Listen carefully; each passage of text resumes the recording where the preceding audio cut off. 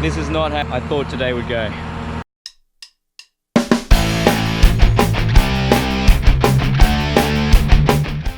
Let me explain. It all started with an Overland Bound organised trip to Sundown National Park. Now, Sundown National Park is amazing, quite remote, and the tracking is extremely rough but very rewarding. It wasn't until the next day after camp, when we were gearing up to leave, when I started on the first hill climb. When I first went on that first incline, that's when I noticed there was oil coming out the back of the Jeep. It was pouring down both sides of the bell housing and landing on the exhaust. It was quite smelly and smoky, and that's what gave it away. At this point, I had no idea how much oil I had lost. I didn't know if there was 4 litres left or no litres left, because there was none showing on the dipstick. It was from that point onwards that we decided to tow the Jeep. The Overland Bound crew went into action.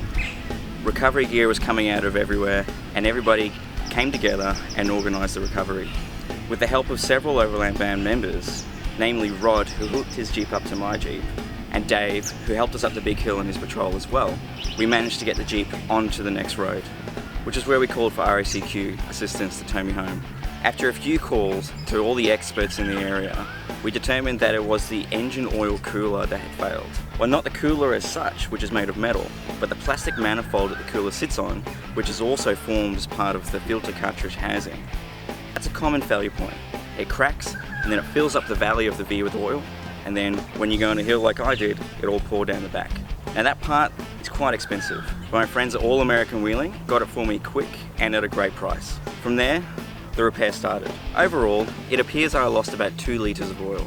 On the trail, there was no way of determining how much oil I had lost because I had no spare oil to top it up with.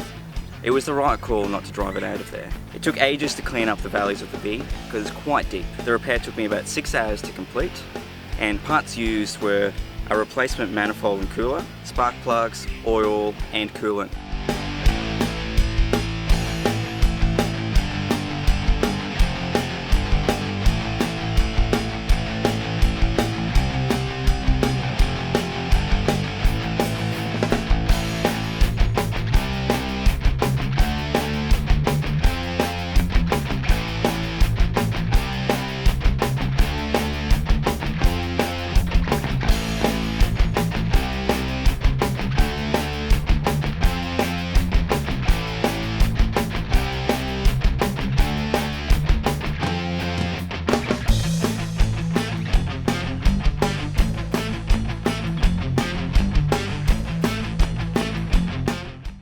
Special thanks to the Overland Bound crew who got me to safety on that day.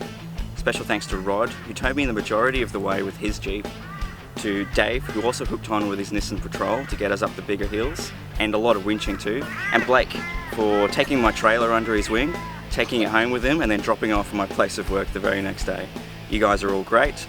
Special thanks to All American Wheeling for getting the part in so quickly and promptly. Great service as always. See you guys next time.